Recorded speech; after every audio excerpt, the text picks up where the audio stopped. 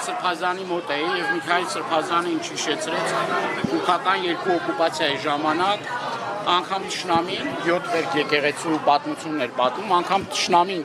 այդ ժամանակ միջամտություն չի կատարել եկեղեցու ժամերգության կամ պատարակի կամ որևէ արարողության հետ եկեղեցու զանգերը շարունակել են ղողանջեն, ընդամենը այդ ընթացքը դադարել է ավելի երկրաշարժի ժամանակ, երբ որ դեկտեմբերի 7-ին, գիտեք 88 թվականի եկեղեցին ավիրվել էր եւ առաջի գործը եղել է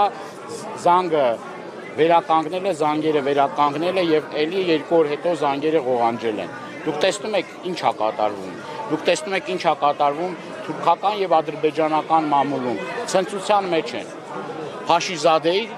սիրտնա փառավորել, Էրդողանի սիրտնա փառավորվել, ուրեմն Ալիևի սիրտնա փառավորվել, Թշնամու սիրտը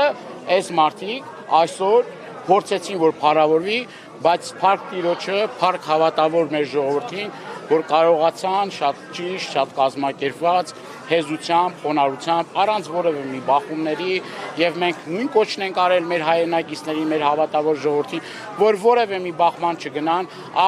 այստեղ աղոթք են քննչեցրել նաեւ իրենց ճիշտ ընթացքի մեջ հայտնվելու, որ այդ մարդիկ ճիշտ ընթացքի մեջ հայտնվեն, այդ չարությունը իրենց մեջից դուրս գա, ատելությունը դուրս գա, համերաշխություն տիրի, ի վերջո ճիշտ հավատավորը նաև աղոթում է սխալ ընթացքի մեջ գտնվող իր թեկուզ սխալ ընթացքի մեջ եղող իր հայրենակիցներին եւ նաև օպոզիցիաներներ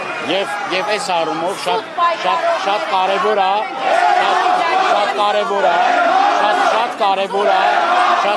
որ մենք կարողանանք այն մարդիկ, որոնք որ գործիք են դառնում Փաշինյանի ձեռքը ճիշտ ընթացքի մեջ հայտնվենք։ Մենք այսօր տեսանք, որ ավտոբուսներով, տարբեր մեքենաներով, վարչական լծակները օգտագործելով այդ մարդիկ բերել էին մարդկանց եւ այո, այդ ցածիշներն էլ են մեր քույրերը, եղբայրները, ամեն դեպքում նաեւ իրենց համար ենք աղոթում, այս կնոջ համար ենք աղոթում, որ ինքը ճիշտ ընթացքի մեջ լինի եւ սա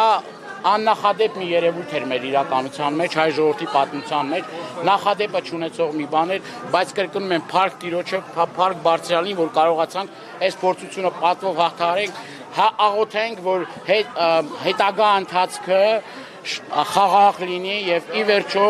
խաղաղության մեջ մենք կարողանանք ճիշտ լուծումները գտնենք եւ այն մարդիկ, որոնք պարակտում կմտցնեն հայ առաքելական Սուրբ եկեղեցու, հեզությամբ, խոնարհությամբ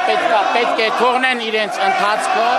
եւ շարունակեն ուրիշ գործով զբաղվել, իրենք կապ չունեն։